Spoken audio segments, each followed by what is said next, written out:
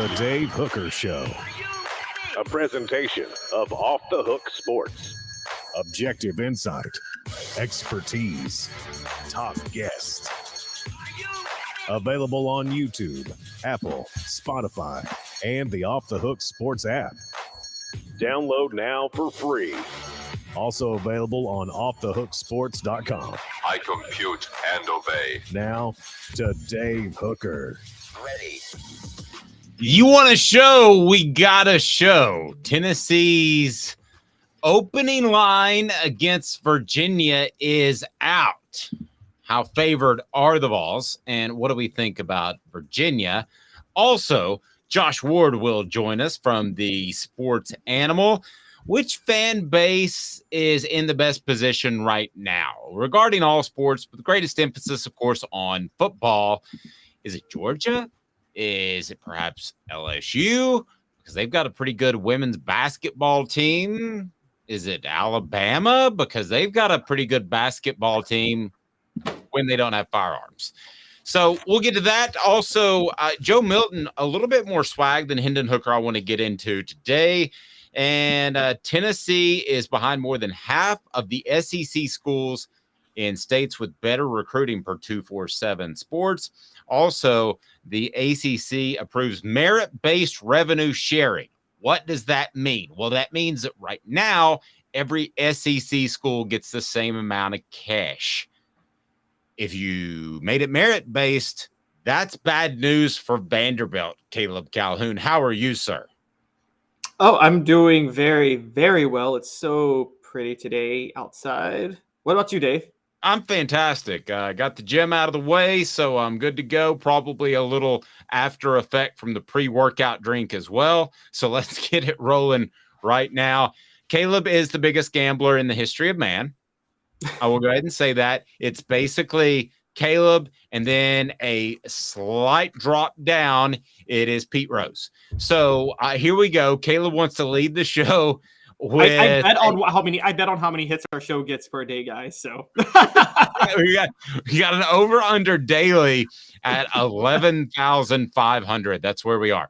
Tennessee, a 27-point favorite versus Virginia. That's according to DraftKings. And by the way, we'll have a big announcement of a partnership that we're going to have with a gambling website we're looking forward to. So this might be the last time you ever hear the word DraftKings on the show, but you're hearing it now.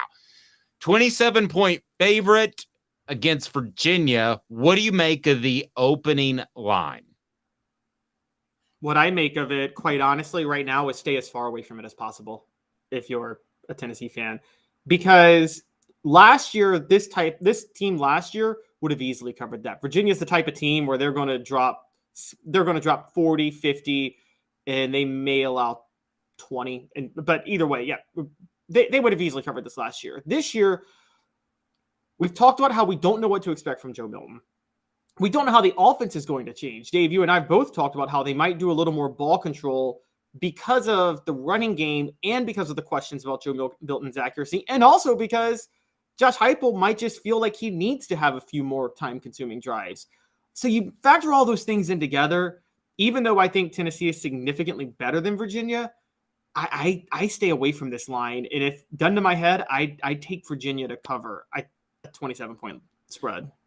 I would stay away from most opening lines because every team is different. And I addressed this with somebody on the YouTube channel that that South Carolina team that you think that Tennessee is going to just beat them by a bajillion points. Well, I mean, that's true, but every team's different. Chemistry is different.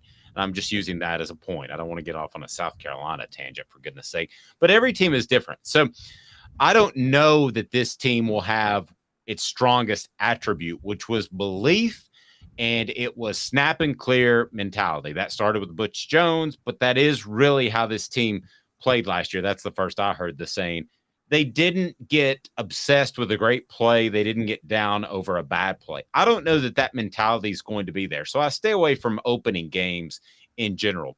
But as far as Virginia, they're hoping that a Monmouth transfer, his name's Tony Muskett, comes in, and he's the starting quarterback, and there's no set announcement on that yet, but they have a bigger question at quarterback than Tennessee. So I'll go flip side. If you made me gamble, and I don't for a good reason, because I enjoy the pools and the parties in Vegas, not the gambling, and the gambling builds all that. If you made me bet on this, I would actually take Tennessee to cover and cover pretty easily. I also think that Tennessee is going to want to make a statement with Joe Milton. Not that they're going to be even more aggressive than they are, but I think there's an opportunity to do that against this Virginia team. So I would go the opposite, but I would agree with you. I would stay away from most opening numbers. I would stay away from this number as well. Yeah, I agree about most opening numbers. Some I actually am a little more convinced of. It just kind of depends because there's just teams that I'm higher on to start the year that I'm lower on that not everybody else is. And so, for instance, I do believe the LSU Florida State line is out right now, and I don't care what that line is. I'm putting it all on LSU. I'm going all in on LSU to cover. I don't care what they set the line at. Honestly, I can see that. No, I could see that because the line with Florida State's pub is going to be slanted towards Florida State by a couple, 3-4 points. I think that's going to be the case. I do like that point. I usually don't like opening games, so I love that. Yeah. And I see it now. Yeah, LSU's favored by 2. Man, put a bunch of money on. Guys, get rich now. Put a bunch of money on LSU to cover that 2-point spread on opening weekend. But yeah, with 2 teams with Tennessee and Virginia, both have new quarterbacks.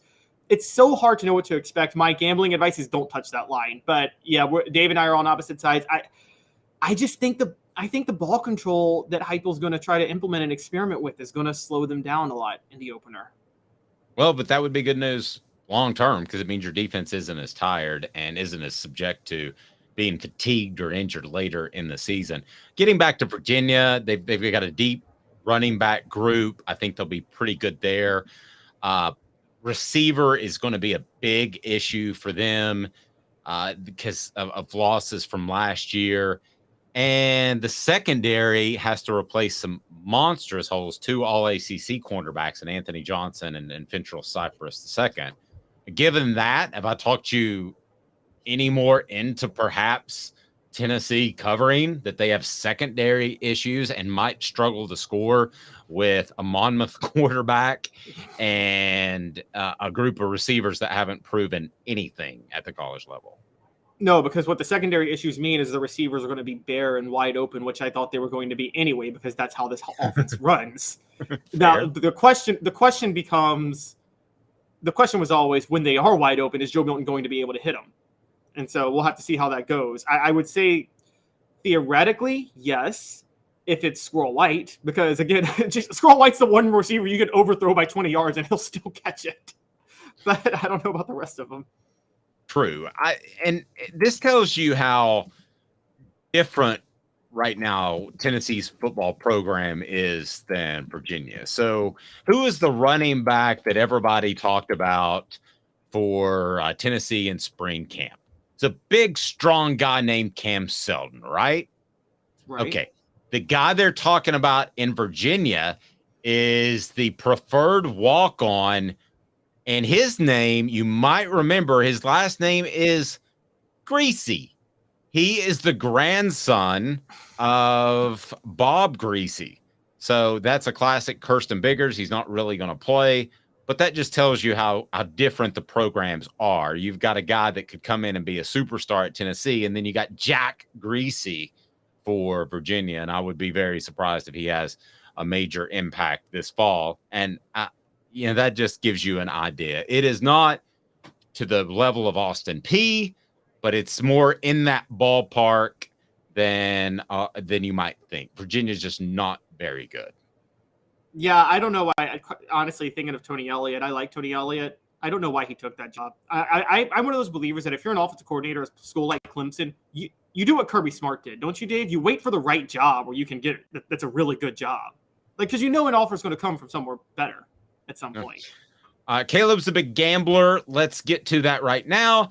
You got a couple more lines now. I'll tell you if I agree. You've got Florida, Texas A&M, Alabama, and Georgia are out. So what do we got? And I'll tell you if I agree who you take. All right, so early, Tennessee is a 7.5-point favorite over Florida. Oh, you mean I'm sorry. I thought you meant the opening Okay, so Tennessee. Yeah, I was. Yeah. Do you Oh want me to no, read I the like openers this for the better. teams? No, I like this better. I misunderstood you in the 4:15 production meeting we had this morning. Okay, so Tennessee is a what spread over Florida? 7.5. That's crazy. No, I wouldn't take that. You take Florida on the spread. All right. Yeah. I'm taking Tennessee. I'm taking Tennessee on the spread. I think they're going to do it. That's I think they're going to do it. All right. What else? A&M, Texas A&M. Oh, wait. Before A&M, I missed one. South Carolina's out. They are a 13-point favorite over South Carolina. Hey now. I'm taking Tennessee in the 13. I'm with you. I'm taking Tennessee in the 13. Okay, so Texas A&M, they are 8.5. Beating Texas A&M by 8.5. Who does Tennessee have the week before? Caleb, can you remind me of that? Because you and I see this game. Don't they have South Carolina the week before? Yeah, so you and I see the A&M game a little bit differently. I tend to think that'll be closer.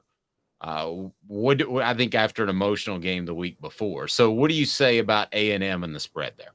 I think they fall out of bed and cover it. Come at me.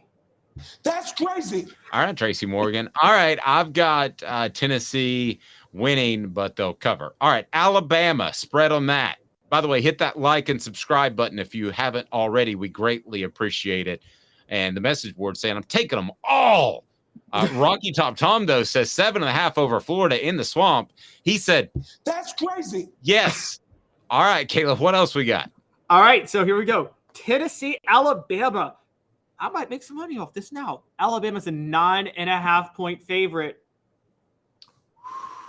I got Tennessee again. Hey now. I think Tennessee keeps it close. I think Tennessee keeps it close. And I think that a lot of these numbers will change drastically, and our opinions may change drastically after we see what Joe Milton brings to the table. But as of right now, if that game was tomorrow, I would take that. All right. So what else you got? Before we get there, I would also just like to add for people questioning. In 2021, when Tennessee was a much worse program, they were within one score of Alabama in the fourth quarter at Alabama. That's the last time they were there. The time before that, 2019, that would have been a one-score game had Jared Garantano not made that really epic, stupid decision to force the quarterback sneak and fumble, and then they returned it the other way for a touchdown. But anyway. Yeah, jackass. Right, so the last one, and this is probably the most difficult one for me. Georgia is an 8-point favorite over the Vols. All right, people are going to get mad at me. I'm going to take Georgia to cover. I don't think Tennessee's at that level yet with the War Daddies, the big guys. So you can get mad at me if you want, but at this point, things might change. I want to see Carson Beck, but I would take Tennessee at this point. I would take Georgia to not only win, but cover. Sorry, Mr. Jones. I'm going to take Tennessee. And the message board tells me. Why don't you shut the hell up? All right, Caleb. I'm sounding like the homer. I'm going to take Tennessee again because I think everybody's thinking. I think everybody's thinking Georgia's going to be all in on the Tennessee game, and so they're obviously not going to overlook it. Here's the flaw in that: it's late in the season, Dave. When you play a really easy schedule like Georgia does, you know as well as I do, you start to let a lot of mistakes become a habit because you get away with it. Yep, you do. Just saying. Yeah, you do. And I think that this Georgia team. It would surprise me if they were complacent throughout the year like they were last year, wouldn't it? You don't have 2 years of those, do you? I mean, Alabama was like that a couple of years, and they ended up playing for a national title. And I just don't think, unless Kirby Smart's lost complete discipline, which is a possibility, you can rag him in the right now. Yeah, I mean, it's a real possibility. But surely this team comes to play every Saturday because they certainly didn't last year. All right, Jacob Warren, what should people do? What's up, everybody? This is Jacob Warren asking you to like, subscribe, and share. Dave needs this. He does. Tennessee left outside of the top 5 in future offensive power rankings. This, to me, needs some explanation. And until I get that, it's going to get a big, what the H? Brought to you by AndyMasonRealEstate.com. What the? What was he thinking? Release the hounds. The Dave Hooker Show. Keep cool. A presentation of OffTheHookSports.com. AndyMasonRealEstate.com. Go there if you're thinking of selling or buying a home. Best prices, best service in the biz. It's just that simple. It's phenomenal. AndyMasonRealEstate.com. I wouldn't trust anybody else. My home, AndyMasonRealEstate.com. Over 40 years of experience in his office. So how's Tennessee left outside of the top 5 in the future offensive power rankings? What the H in honor of the late Norm McDonald? Yes, and for those who don't, this is by Adam Rittenberg of ESPN. And for those who don't realize, future Huge offensive Big Ten power, guy. Huge Big Ten guy. Worked with him. yeah, and future offensive power rankings go for 2023, 2024, and 2025. So even if you have questions about Joe Milton, how do you ignore Nico being on the team for 2024 and 2025? But yeah, Joe Milton could essentially dump the bed, and Nico could come in, and I think Tennessee is going to be good for the next couple of years. If Joe Milton doesn't work out, which I think he will, but you got Nico. All right, so I don't get this. Tell me why this makes sense. Do I need to call Adam Rittenberg and have him on the program? Yeah, this doesn't make any sense. I will give him 2 teams, the top 2. So number 1, and by the way, I'm not saying it's clear these are better than Tennessee. I'm saying these aren't egregious. Number 1 for him is USC. Okay, Lincoln Riley runs a similar offense to Josh Heupel. He runs it out west. Fine. Ohio State, number 2. Fair enough. Tested and true offensive system. Whatever we think of Ryan Day, that offense has been that offense for a long time. Here's where your heads are going to explode. Number 3, Georgia. Even if you think Georgia's the better team than Tennessee, the better offense than Tennessee for the next 3 years? No, I don't even think they want to be the better offense. Yeah. In some sense. I think they want a ball control, which isn't statistically the better offense, which I believe would be what Adam Rittenberg is referring to. Probably. But Dave, for the next 2, we need Tracy Morgan on blast. We need him maximized. Oh, he's ready. 4th, Alabama. That's crazy. All right. Why in the world would Alabama be 4th ahead of Tennessee? I don't. According to Rittenberg, Alabama's offense has become a mainstay near the top as Saban embraced a philosophy around quarterback play and piling up points. He clearly hasn't done his research on the new offensive coordinator they just brought in. So that's insane. It makes no sense. And like you said with Georgia, I don't even think Saban wants Alabama to be ahead of Tennessee offensively. And so this is just insane. But number 5 is like Tracy Morgan magnified, because number 5 is the worst of all of them. Michigan is ahead of Tennessee. Michigan. That's crazy. Michigan's, I mean, you can like that type of offense more if you want, which is an offense that's more about ball control. I kind of like those type of offenses more, to be real honest with you, to keep your defense fresh. But at the end of the day, if this is based off production, I don't see how Michigan compares to Tennessee at this point. I don't. Yeah. They don't at all. They don't at all. And like people, I guess they're looking at like points per drive or per possession or something like that. But I still think Tennessee was pretty high on that last year. I mean, I could be wrong on that, but I'm pretty sure that even if you factored that in, they were still near the top. Now, a great point brought up by Rocky Top Tom here. It's because Darnell Wright is gone, Dave. Our offensive line has a lot to prove. Now, Darnell Wright, I'm more of an offensive line guy than anything else. I think that's where games are won and lost. I hate that phrase, but it's true. Up front on both sides. Old school SEC guy, Dave. Yeah, but I am a Darnell SEC football in the 80s. But I tell who was the first to tell everybody that Darnell Wright was the best player on the football team? I told you that in August. Okay, so I'm not in any shape, form, or fashion trying to say that they just move on and everything's fine without him. But I do happen to think this year they have enough talent where they'll be just fine. My concern is what they lose for 2024 on the offensive line. But I think Tennessee's offensive line will actually be good this year. I'm not going to say better than last year because you don't lose a Darnell Wright and get better. But as a whole, I don't think they take a major hit. Now, I think they're a little thin on the interior. I don't think you want to lose a guard or Cooper, especially to injury. But I think Tennessee's offensive line will actually be a strength, Rocky Top Tom. I really do. And also, even if it's a question this year, do we really think it'll be a question 3 years running? I mean, this Josh Heupel offense is tested and proven at 2 other stops. Well, So- no, I do have a question. I mean, I do have a question long term. I have a question in 2024, 2025. I think he needs more of this big cats to come in. So, yes, I have a question after this season, and maybe transfers and maybe guys develop. But, yes, I think there's concern about not having enough big guys. And that's not just me saying that. That's from some people within the program that's where they need to beef it up. And I think everybody said that publicly. I don't think that's any declaration of anything unknown, right? I mean, I don't see that. Go ahead. He hasn't filled out a recruiting class or filled out a transfer class yet since Darnell Wright went in the top 10.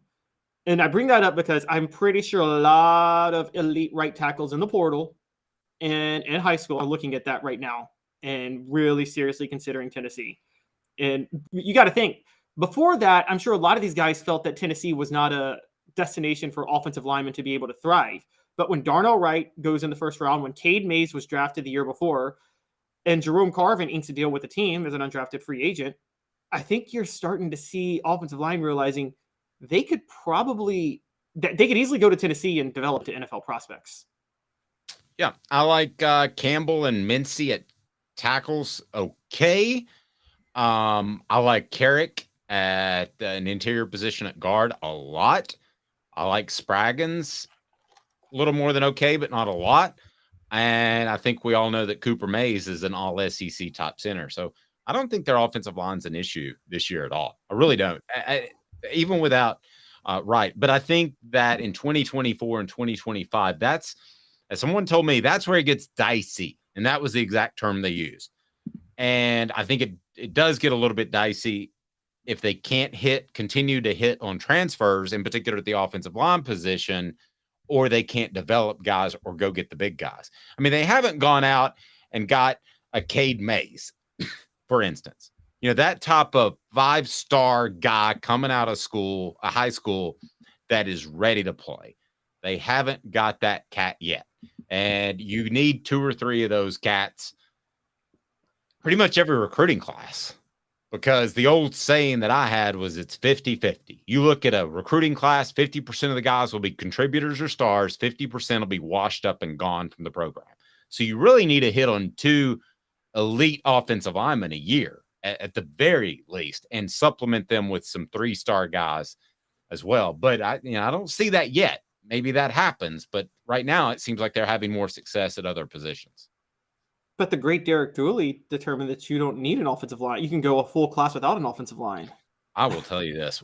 And that reminds me, when he said that a running back makes a great offensive line more than a great offensive line makes a running back, I was so close, because I was considering a career move at the time. Anyway, I almost put my pen and pad down and walked out of the room. It was the most absurd thing, that a running back makes an offensive line more than an offensive line makes a running back.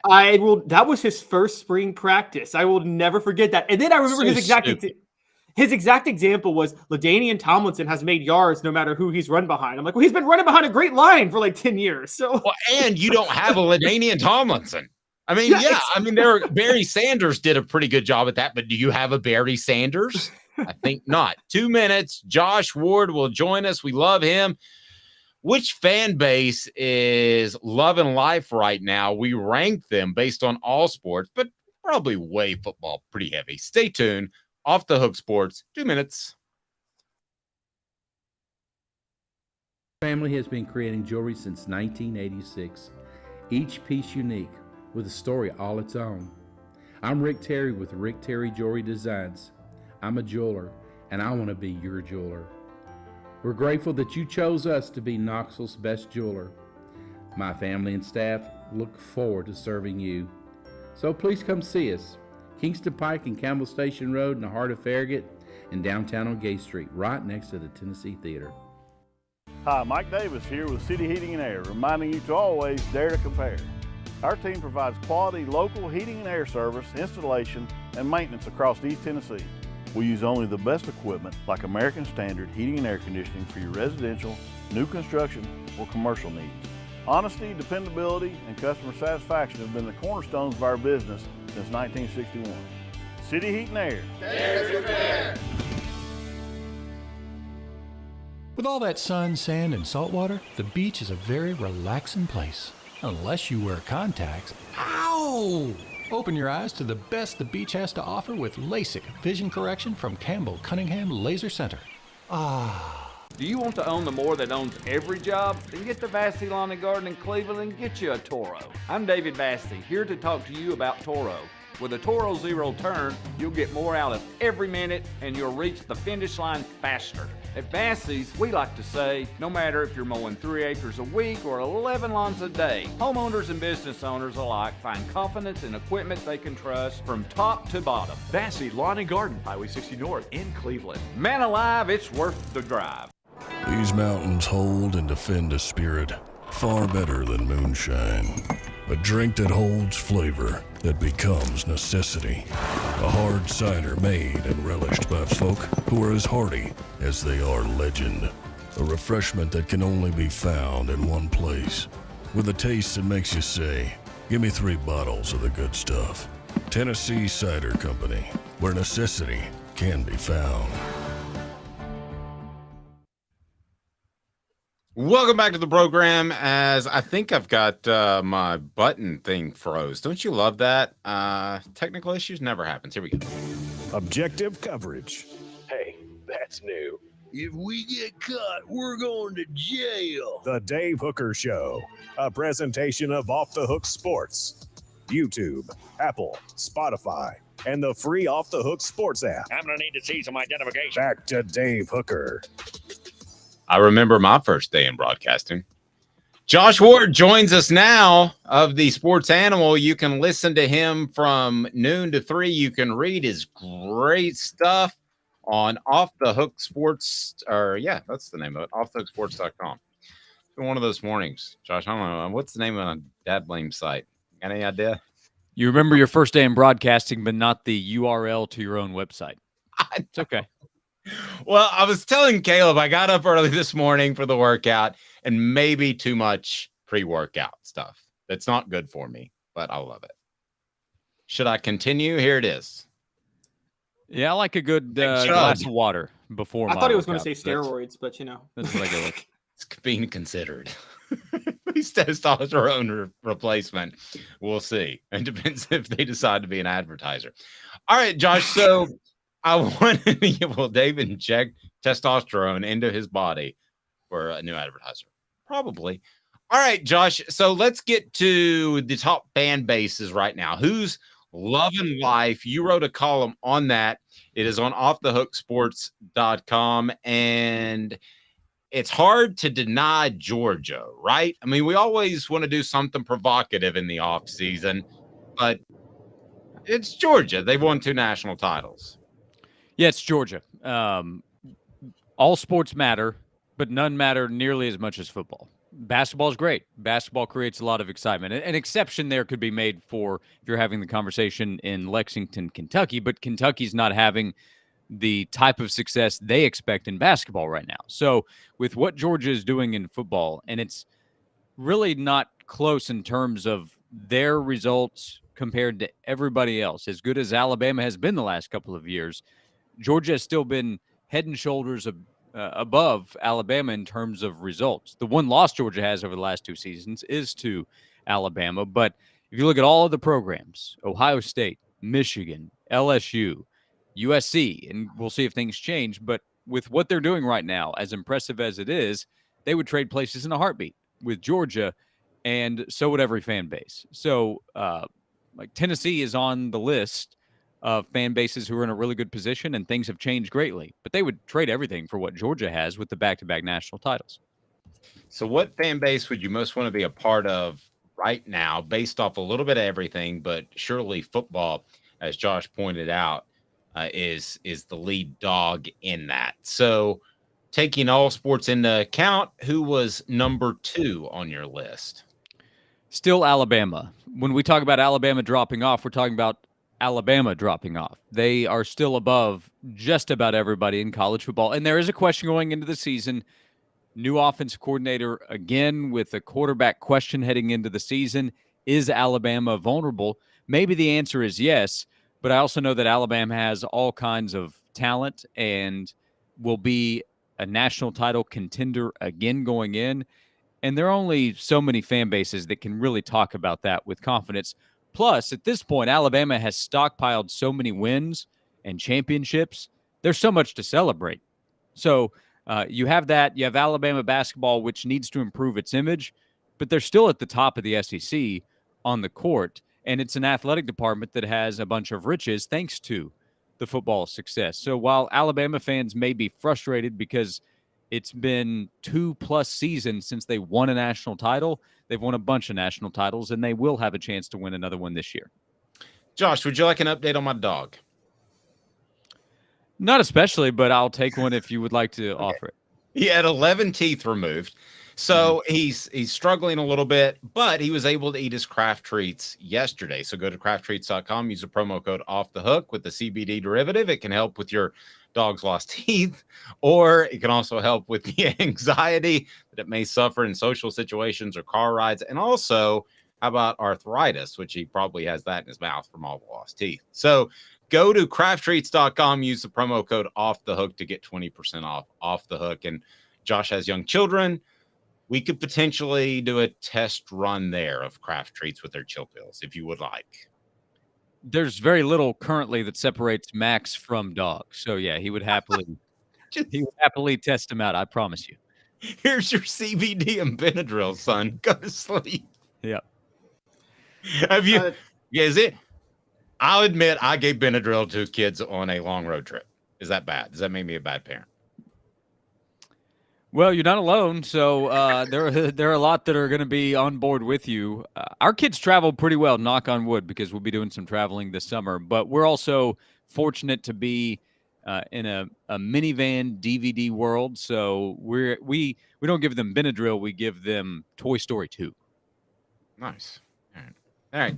Go ahead. I won't tell the story about how on a family trip we got hit in the rear in North Atlanta by a drunken illegal immigrant, but that's fine. Go ahead, Caleb. It's a true story.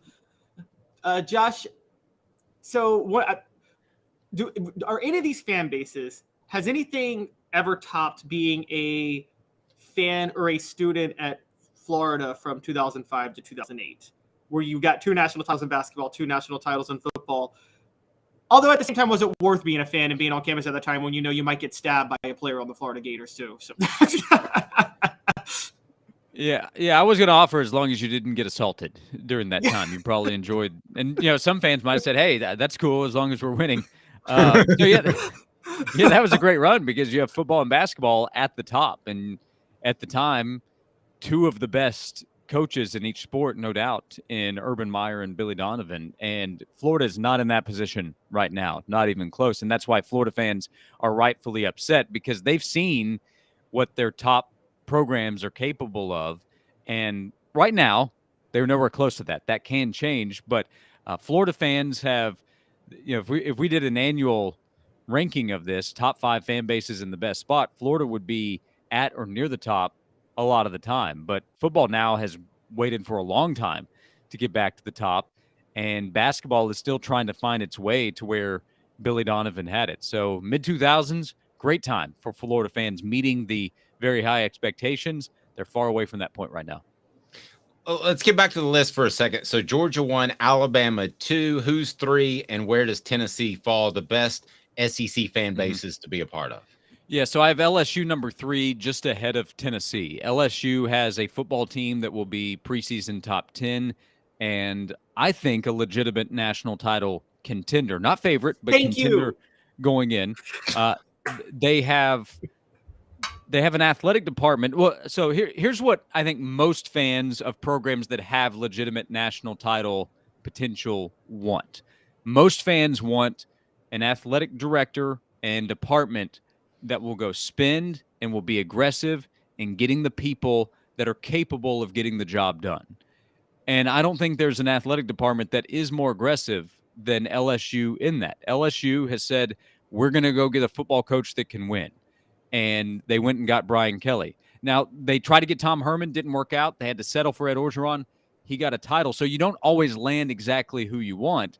But even in that case, they got Ed Orgeron instead. And they still won a national title. So the potential of the job is always so great no matter who's in that position because of the talent that you're going to have. So LSU fans almost always are in a position where they can expect a lot. And right now they can expect about as much as anybody. And then you can go through other sports as well. They go get Kim Mulkey, and she brings a national title in a couple of years to LSU in women's basketball. That again speaks to what LSU attempts to do. So if you're an LSU fan, you're having a lot of fun and you have a lot to look forward to. Being just ahead of Tennessee, Tennessee's behind LSU because they're still trying to get to that championship level in these sports, especially football and men's basketball. But they've been so good for quite a while now at basketball. Football is back.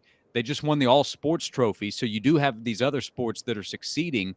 So if you're following other sports that don't get the same amount of attention, you're having a good time there. And if you grade on a curve, I could actually move Tennessee up considering how bad it's been. So right now is a really good time to be a Tennessee fan because you have legitimate leadership, both from the academic side, I believe, and then to the athletic department because those go together with Danny White as athletic director, and then a football coach who you can trust running the program, I believe, in Josh Heupel, and then a bunch of good coaches elsewhere. Like Tennessee baseball is going to be an NCAA tournament team, and this season's a disappointment so far. That's how high the program has risen, and the softball team has a very good chance to get back to the World Series. That program has just been the standard for so long and is almost resetting it with 2 SEC titles this year. I want to switch gears for a second and talk about some Joe Milton. First, Jacob Warren. What's up, everybody? This is Jacob Warren asking you to like, subscribe, and share. Dave needs this. Let me ask you, Josh, what did you think of Joe Milton and his demeanor as we kind of read into his mindset for the upcoming season? But he was on the Good Morning Football show, and he seemed very, very confident. What did you think of his demeanor? Because it's quite different than Hendon Hooker this time a year ago, who was much more reserved. Yeah, Joe Milton does have Joe Cool to him. Looks the part, kind of carries himself that way. I think that he is more confident and more comfortable in the position as Tennessee starter compared to 2 years ago, partly thanks to Hendon, partly thanks to Tennessee's coaches who have helped Joe develop. He just has a better understanding of what's expected of him off the field, on the field as the quarterback. 2 years ago, he's trying to learn everything very quickly and play very quickly with the way Tennessee's offense ran, and it was just too much too soon. I think Joe's a lot he's clearly better based on what we've seen to this point, the way he played in the Orange Bowl. How much better will he be? How consistent will he be? We'll find out this fall. But Joe knows he has the talent, and now he knows that he understands more about playing the position and running Tennessee's offense. So with the natural confidence he has thanks to his athletic ability and his arm, to go along with his knowledge that he's developed over the last couple of years and his leadership skills that he's improved over the last 2 years, that's why he looks so comfortable. Josh, Dave and I had a debate yesterday, and I wanted to get your thoughts on it. I won. I'm sorry? I won. I think I won. Do you think, and we've seen Tennessee we've seen Tennessee do this before. They did this with Eric Berry and the Hall Heisman stuff. They did it with Peyton Manning in 1997. But, sending Joe Milton to New York, going on Good Morning Football, like this is a guy who's lost his starting job twice. Do you think it's risky for them to be overexposing Joe Milton like this? We're still not sure that he could maintain a starting job for a year.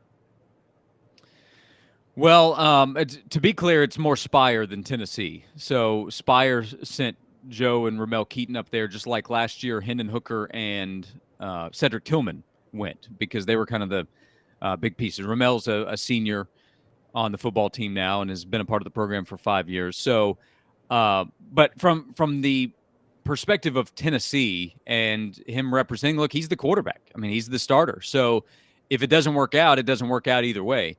The Heisman odds have Joe as a person to pay attention to, not a leader. That's Caleb Williams going in at USC. So if it doesn't work out, they go to Nico, and then it's just his time. And then at that point, you really need it to work out with Nico pretty quickly because you don't have other options at that position. But if you're Tennessee, you're confident you should be that you have helped Joe improve at the position and that he's going to be ready to take the next step as a quarterback in this offense with everything that you're capable of doing. I also think the floor is still so high for what this offense can be that you don't have to be too worried about how it plays out. But like from a marketing standpoint, we were talking about this on my show on Wednesday. Is Joe Milton not the most marketable quarterback in the SEC? Part of that's because so many guys have moved on, but I think he probably is with the way he carries himself. All this excitement about how strong his arm is. He was in the, Barstool puts out a video of him in their offices up there throwing a football as hard as he can, 15 feet down the hallway. So he's just, there's something about him that is very exciting. He was on College Game Day on ESPN. That was a Tennessee thing. They put him out there. So he's very marketable. At some point, though, you do have to go back it up, and that's about 3 months from now. Yeah, and Brew McCoy's a better player. They should have sent him instead of Ramel Keaton. That's my Well, I guess so. I think Brew's better. I agree with you. I don't know how much that matters, but Ramel's a guy that's been in the program for 5 years. So, they weren't marketing Ramel. I think it was more of a reward of what he's done. They could have taken Jabari Small. They could have taken a bunch of guys. So I don't think that's as big of a deal. But Ramel is a guy that I think is really respected. He's overlooked in this offense because Brew gets attention. There's excitement about Squirrel White with what he'll do entering year 2. There's excitement about what Dante Thornton could bring to the offense as a transfer from Oregon. And all of that is warranted. But Ramel Keaton stepped up last year when Tillman went down and made big plays for Tennessee in big games. And behind the scenes, I think is putting in a lot of work that we don't get to see, but they know about it. So I think that's part of the reason Ramel made that trip is because of the work that he's put in and how he's respected. I agree. And Joe Milton has that respect too. At some point, Tennessee might have to be in that position, or Spire Group might be in that position, I should say, as you pointed out, that they might have to take a non-quarterback if they have a true battle and you don't want to kind of anoint one guy. I'm sure they get feedback from Josh Heupel about who they take to New York, right? Maybe. I don't know if there's a seniority to it because it was 2 seniors last year, 2 seniors this year. And a lot of the trip was you go into New York, you get to be around businesses. They go to the New York Stock Exchange and get to check that out. Next year, Nico's the guy. I can say that with a good amount of confidence. Are you taking him up there? More. Yeah, but here's my bold prediction for 2024. They're projecting Nico to be the starter. But so I don't know if he's making that trip or is it 2 older guys that are making that trip. My guess is Nico, but I don't know that that's the case. So I'd like to see a defensive guy get some love. Aaron Beasley could have made that trip, or Amari Thomas could have made that trip. But I don't know what the budget is. Why can't they take more? This isn't media days. You can take more than 2. So they didn't ask me. It's not a big deal, but it is a good opportunity to have that kind of experience and that kind of exposure. I'll say that with a lot of confidence. Yeah, to me, you bring up the SEC media days, and it should be, just for the record, Jacob Warren and Cooper Mays this year, and Joe Milton. Did they take 3? Did they take 3 last year, or was it 2, Josh? I think it's because they took Flowers, they took Tillman and Hooker, so they took 3. Yeah, there you go. All right, so take 3. It should be Cooper and Jacob, and then it should be Joe Milton. And I say that with maybe slight inclination that they. Well, Jacob should definitely be there because anytime you have a chance to take a Farragut alum, you know that you'll be very well represented. This team has a number of guys, no joke, that would be good reps. I mentioned Aaron Beasley, Amari Thomas. They're leaders on the team. They've been leaders within the program in terms of the Vol Leaders campaign that they have. Cooper is definitely a great choice. Joe is an obvious choice. Ramel, again, could be that. So they have a bunch of veterans, guys that are stepping up into leadership roles that were left behind by guys that left after last year's team, which comes back to where the program is. So the more guys that you can legitimately talk about taking to media days, the more legitimacy your program actually has within the SEC. Yeah, that New York trip, though, needs to be about hardcore business. Who's the most marketable? Yeah, I agree with that. And that is what it's about. And by the way, Tennessee's had a few years where some tough pickings for media days because of where the roster and program was. That's Not the case right now. I think Tommy Townsend was a candidate before he transferred. Yeah, I mean, I don't want to name some guys, but there are some guys where they would end up on the list by the time that came out, and I was like, it's a tough week for Tennessee. Yeah, I'll name one of them. I'll name one of them is Jeremy Pruitt. Wanting to go represent your school.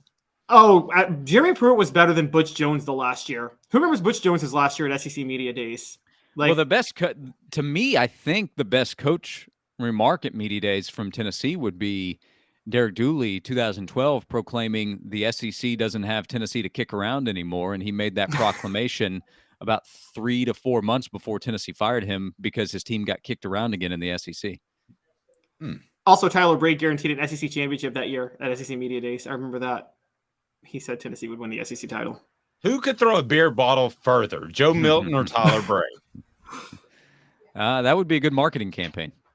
The problem is they would both miss their target. Like Tyler missed his target throwing the beer bottle. And all right, let me do. I do want to play off something that Caleb said earlier. So it's not Tennessee necessarily promoting them, but do you think that Joe Milton is getting too much love before he's really proven himself? Would that be a concern in your mind if you're Josh Heupel or you're anybody in the program? Well, let me ask you this: too much love from whom? Like from the media, clear the outside sources. Okay. No, because I think a lot of what I see is that Joe is on that needs to prove it list this year. I'm not seeing as much first round mock draft talk as I expected, honestly, because what I'm seeing a lot of is he's one of those players that if he has a really good year, then he can jump up into that conversation, which I think is totally fair. A year ago, Todd McShay put Anthony Richardson in his top 10 in his mock draft, which actually ended up being true. So he got it right.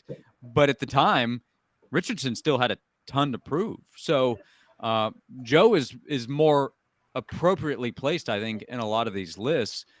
National media, I think, are looking at Joe and the offense and putting those together and saying, hey, his talent, and he was the MVP of the Orange Bowl, and that's just one game, and it's a bowl game where we do have to be careful. But if we hadn't seen him at all at the end of last season and we were going on mop-up duty in 2021, then I would probably be sitting here saying, let's be slow here.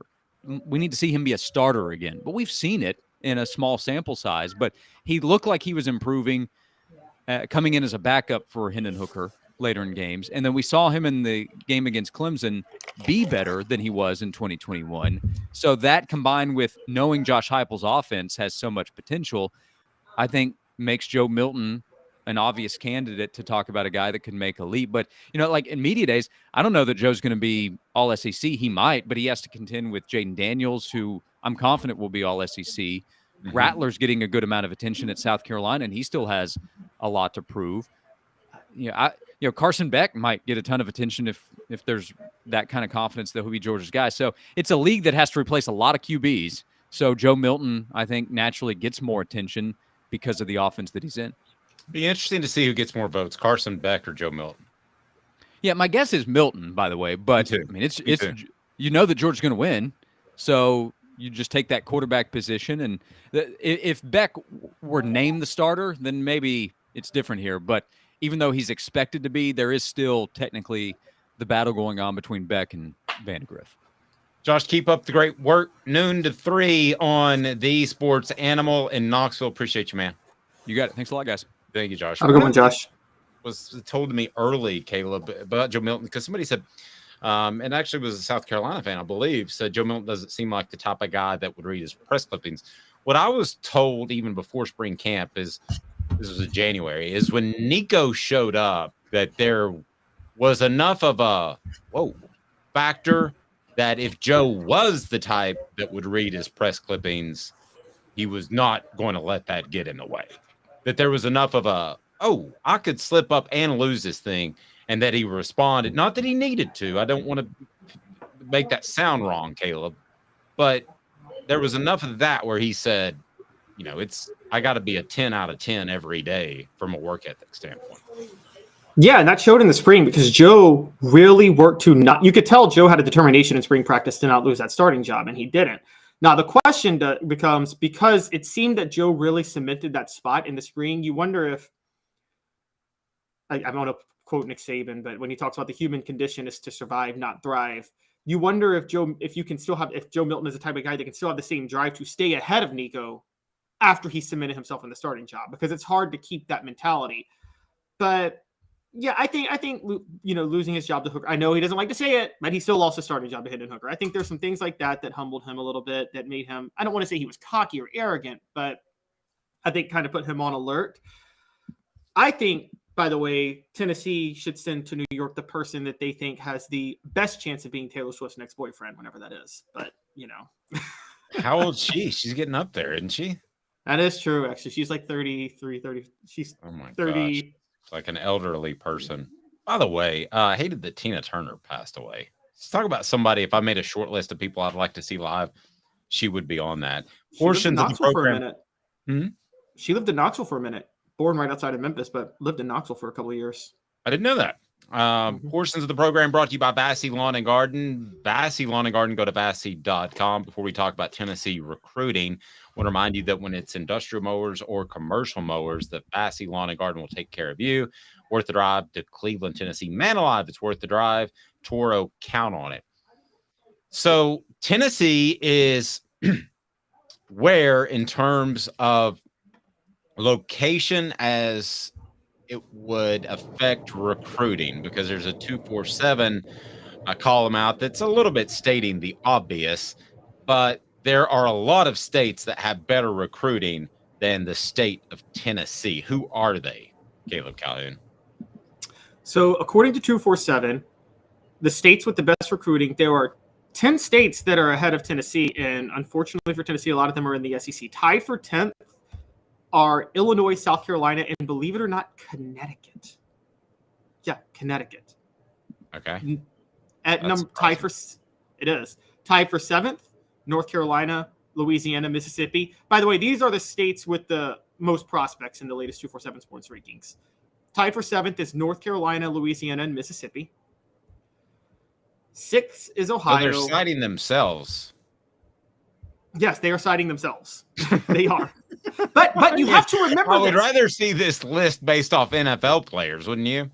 Oh, we can go to that list too, though. We can pull that up on Pro Football Reference. States with the most NFL talent.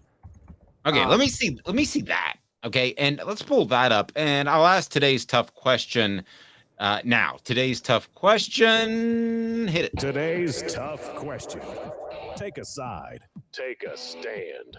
The Dave Hooker Show, a presentation of offthehooksports.com.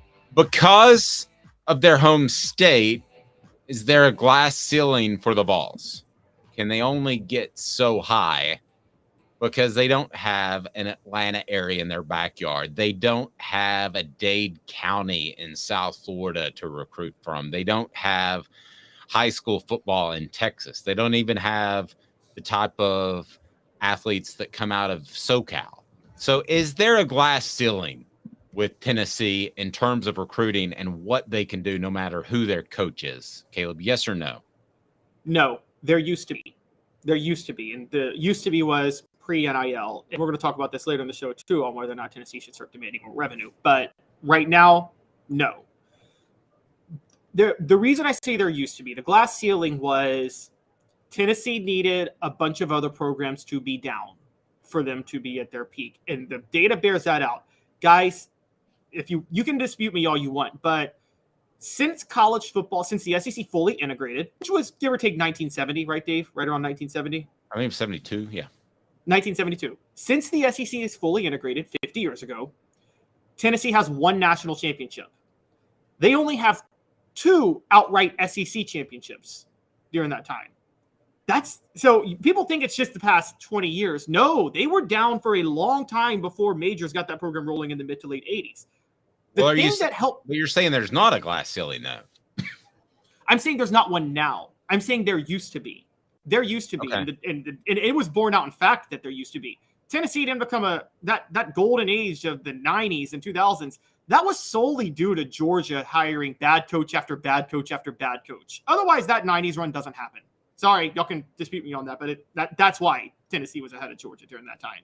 Okay, I don't think there's a glass ceiling, but for a far different reason. I think that you have to have either an elite recruiter or maybe in this case NIL. So I don't think there's a glass ceiling because you can recruit places like Atlanta, you can recruit places like the Carolinas. You and I have gone back and forth on Nashville a little bit. I do think eventually that will produce a good amount of talent. It hasn't historically, and you have a lot of guys that are from all over the place because Nashville's kind of turning it into a mini Atlanta. But I think eventually that you're going to see some pretty good players come out of the Nashville area. And, there's Beasley would be one. Jalen Ramsey was another. I think that you're going to see that.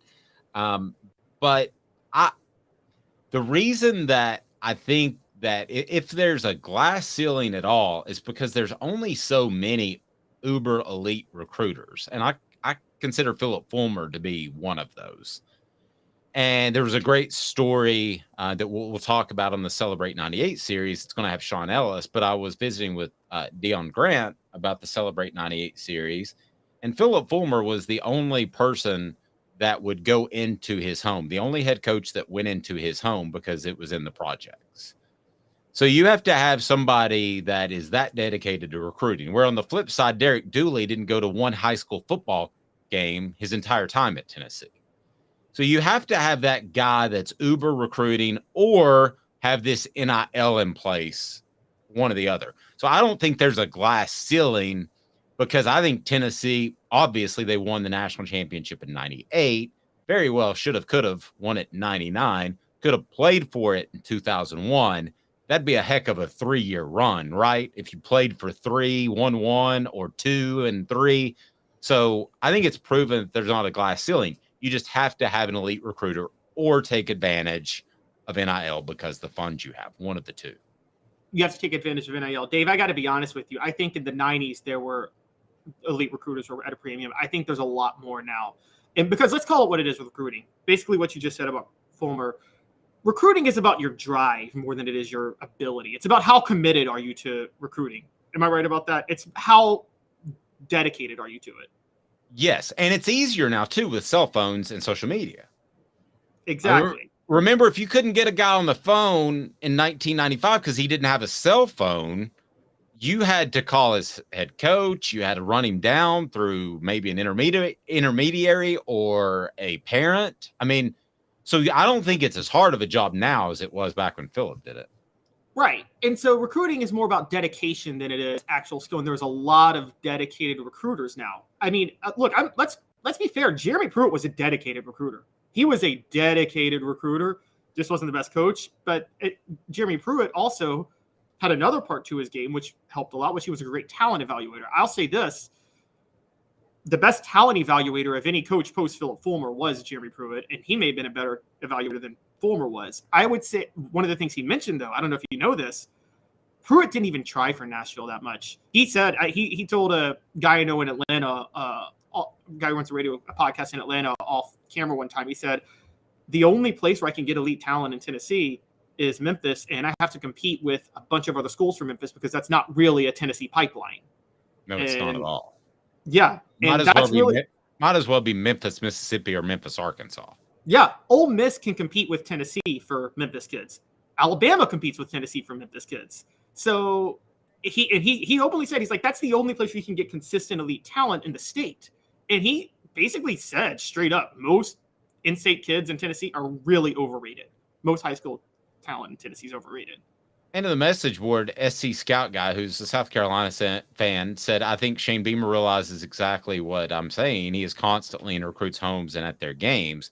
This has the highest social media interactions of any coach in D1, according to 247. True. And who was he a GA under? Philip Fulmer. Also, I think it's something to be concerned about. And that's why we brought up the Beamer versus Heupel. And I would say this to any South Carolina fan. Would I take Heupel right now? Yes. Do I feel as confident as I did before the way South Carolina finished? No. But yeah, I think that Beamer is going to be that guy that maybe not, his coaching staff may not be elite from an X's and O's standpoint, but he's going to beat the bushes in recruiting. It also helps that he's a little bit younger. And at some point, you can't beat the bushes quite like you used to. Yeah, but watch out for one thing you said, SEC scout guy. You said he has the highest social media interactions. Do you guys know who the first SEC coach to really get out ahead of the curve and embrace social media was? I don't think I do. It was old Butch Jones, crew cut Butch Jones. Oh, that's true. Yeah, he was way out. He was heavily out on Twitter. How'd that work out for him? Because you still have to evaluate the talent and you still have to develop the talent. And Butch Jones couldn't do either of those things. Well, but that doesn't mean it's a bad idea to do it. I mean, I think you ultimately, okay, like the Dooley thing, you have to be in front of the kids. Like the Fulmer thing, you have to be at their home. You have to do all that. But it doesn't hurt that your social media it's at most the icing on the top of the cake, right? It's to use the Dooley phrase, it's the hot sauce. Yes. But Lane Kiffin is very active in social media, not really helping him recruit at Ole Miss. No, they're all transferred NIL guys, no question about it. But 2 minutes, why Vanderbilt doesn't deserve any money. How about that? He's Caleb Calhoun. I'm Dave Hooker, Off the Sports. And Craving Wings South North Shore location, where we've heard people say that you can get the best wings in East Tennessee. Pero ¿quién es este? El número 87, Jacob Warren. I'll just do 6 of my sauce 87, please. Imposible, señorita. Dale 6 más. Look at these wings. Perfectas, deliciosas, fantásticas. Man, I don't know what you're saying, but it sounds awesome. How do you say fresh, never frozen in Spanish? Frescas, nunca congeladas. Make your way to Craving Wings and get you 6 más. What was funny about Cadis, we were a full continuum of care at that time. We had detox, we had inpatient, we had outpatient. So we were doing a lot of the things that we do now. But now we just do them so much better. It's really a simple program, but we're complicated people. I am what I am, and now I got to do something about it. You can take your life back. Call Cadis today. Got cataracts? We can fix that. Never miss another moment. With a little help from Doctors Campbell, Cunningham, Taylor, and Hahn at cctis.com. Do you want to own the more that owns every job? Then get to Vassey Lawn and Garden in Cleveland and get you a Toro. I'm David Vassey, here to talk to you about Toro. With a Toro Zero Turn, you'll get more out of every minute and you'll reach the finish line faster. At Vassey's, we like to say, no matter if you're mowing 3 acres a week or 11 lawns a day, homeowners and business owners alike find confidence in equipment they can trust from top to bottom. Vassey Lawn and Garden, Highway 60 North in Cleveland. Man alive, it's worth the drive. Our family has been creating jewelry since 1986, each piece unique with a story all its own. I'm Rick Terry with Rick Terry Jewelry Designs. I'm a jeweler, and I want to be your jeweler. We're grateful that you chose us to be Knoxville's best jeweler. My family and staff look forward to serving you. So please come see us. Kingston Pike and Campbell Station Road in the heart of Farragut and downtown on Gay Street, right next to the Tennessee Theater. Who's this guy? Hello, wizard. The Dave Hooker Show, a presentation of Off the Hook Sports, YouTube, Apple, Spotify, and the free Off the Hook Sports app. Back to Dave Hooker. Couple of good message board moments. Tweet by tweet. Butch Jones's old saying, brick by brick. And then somebody, let me go back. All right, Smoky Mountain Red asked me, is Kiffin available for my next birthday party to play guitar?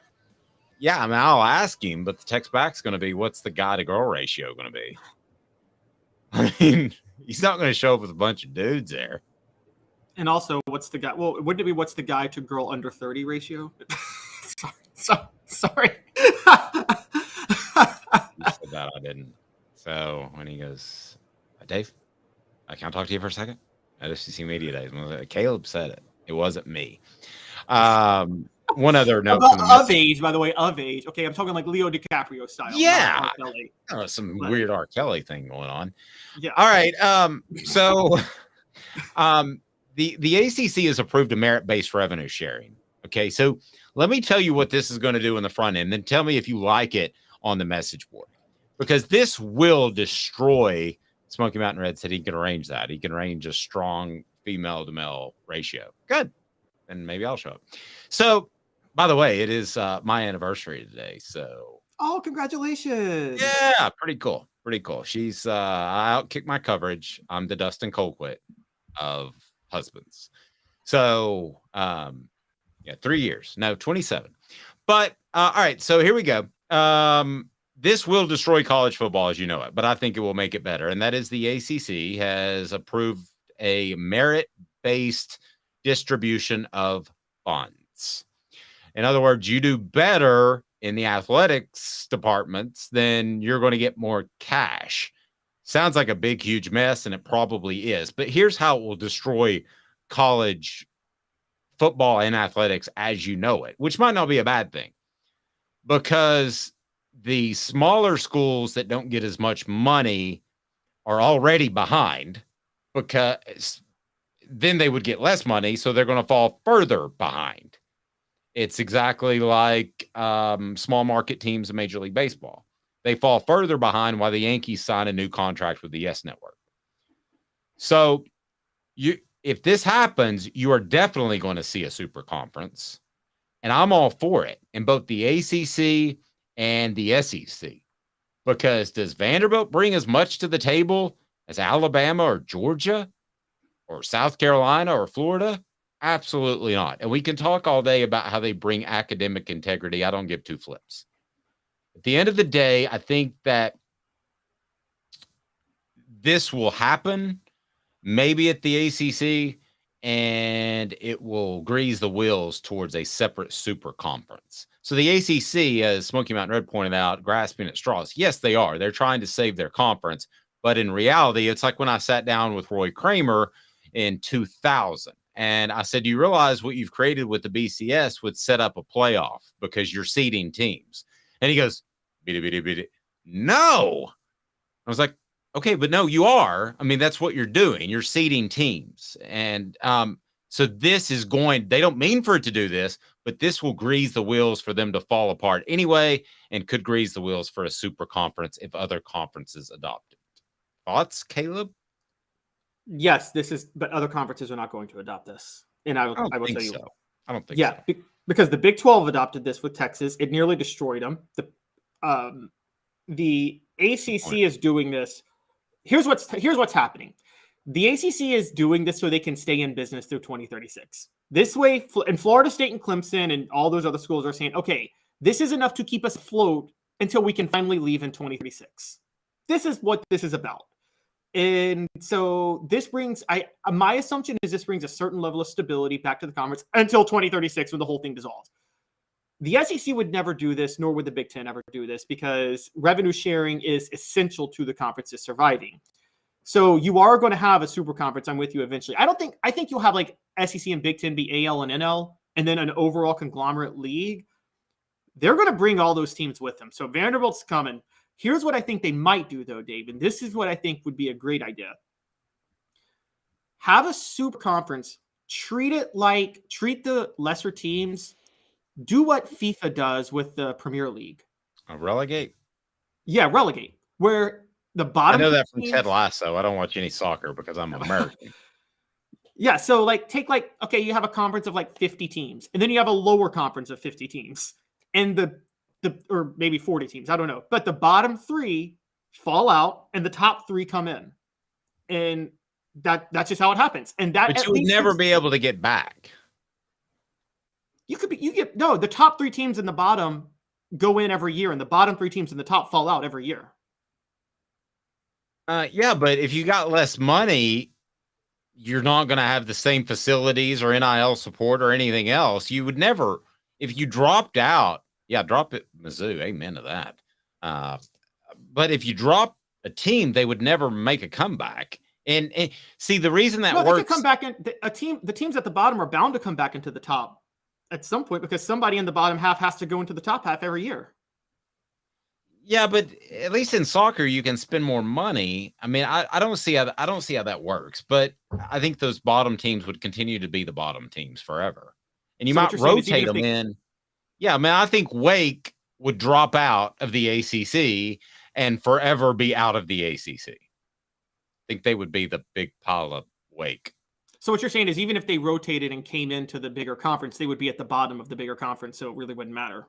Yeah, they might rotate in. I tell you, too, where if I'm an SEC fan, this perks up my ears.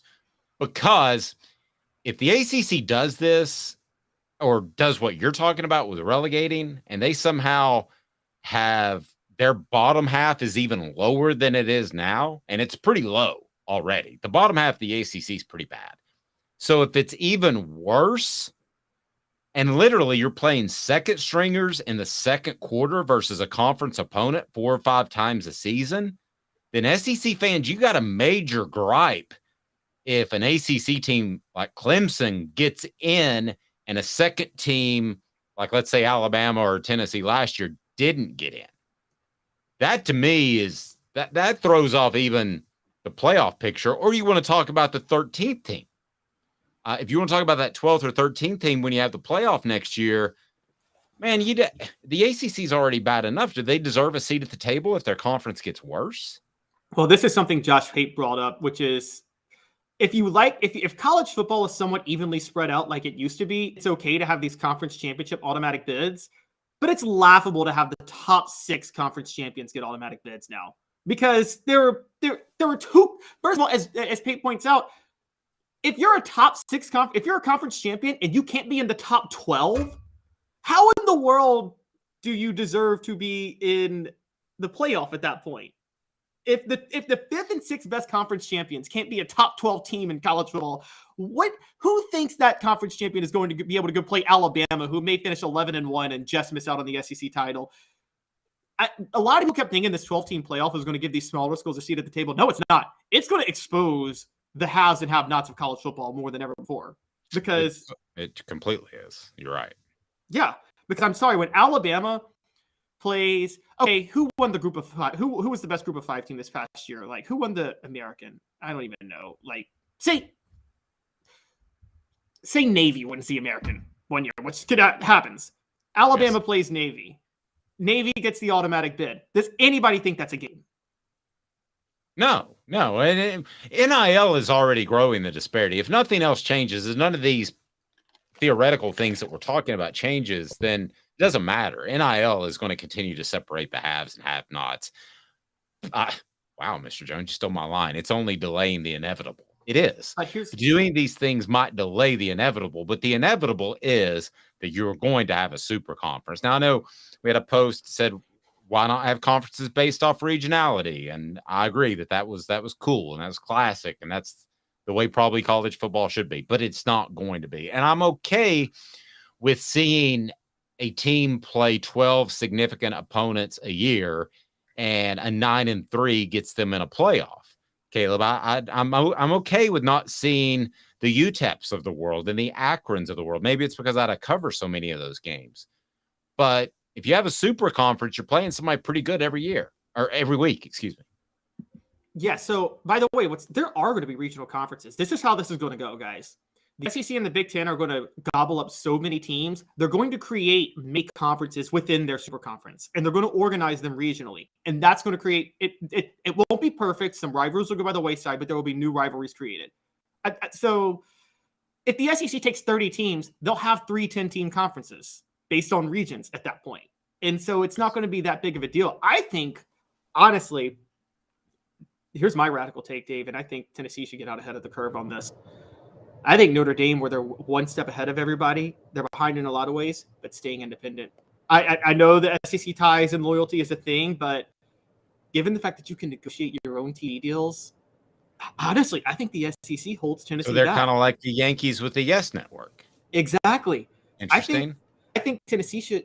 I think they're holding themselves back, splitting revenue with these other SEC schools like Vanderbilt and Missouri. I do. It's interesting. Elias says once we started emphasizing the national title over everything else, this became the inevitable route.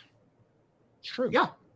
Does anybody think I don't dislike it. I'm not afraid of change. I'm not afraid of having a quality opponent every single week and a 12-team playoff. Does anybody think college football is more exciting now than it was in 1990 when you had it all spread out and Colorado and Georgia Tech share the national title? Do I think it's more? Yeah, I think it's much more exciting now. I hated debating that back in the day. I hated that? Did you not hate that?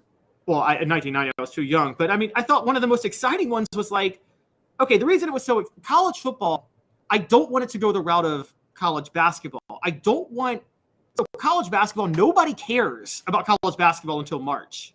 They sacrifice 3 months for 3 weeks. I don't want college football to do that. No, it won't. It won't, because the NFL has proven that to us. It's important to continue to play for a bye. It's important to continue to play for home field advantage. But if you're playing 12 quality opponents every year and you finish 9-3, then that's worthy in a super conference of, say, 48 teams. That's worthy of making a 12-team playoff. Probably a 9-3 team or a 10-2 team is going to make it, right? And I'm cool with that. The thing that the scariest thing about the playoff is that right now you have a top end. It was Alabama and now it's Georgia, and probably both of them to some extent. You have a top end who are going to beat the bejesus out of the first team they play. And that's kind of boring. We were fortunate that didn't happen this past year, and maybe those days are over. That's the only downfall I see, is having like the way they're doing the buys. I love it, because if you had one play 12 and two play 11, they would just beat the dog stuffing out of them. That wouldn't be any fun to watch at all. So I like the way the first four teams have a bye. I like everything about it. I mean, I consider myself a traditionalist, but in this regard, I guess I'm exactly the opposite. Here's the problem with the teams at the bye. 5 is going to play 12. 5 might just very well be the third best team in the nation, but they didn't win conference technically. So, and then 12 will be a group of 5 champion. So 5 and 12 is going to be a gigantic blowout anyway. This isn't going to be March Madness, guys. This isn't going to be, you're not going to be, but see a bunch of 16 seeds upset 1 seeds or whatever. Well, but that's Cindy Crawford's mole. You know, that's one little bitty thing. She's still super hot. And I think the college football playoff is super smoking hot. We'll see. I'll take that little mole that you pointed out. My issue is that now here's where it would be exciting.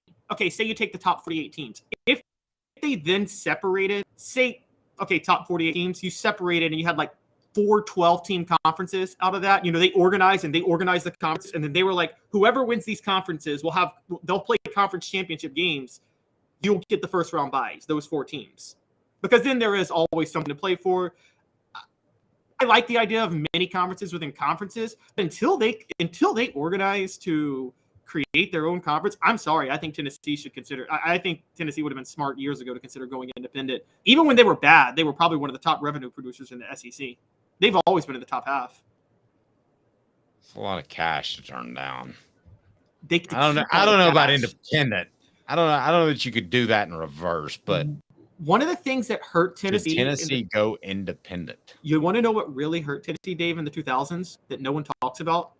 One of the underrated things, the SEC's TV deals. When the SEC started bringing in all that money and splitting it evenly, a bunch of schools caught up with Tennessee's recruiting budget after that.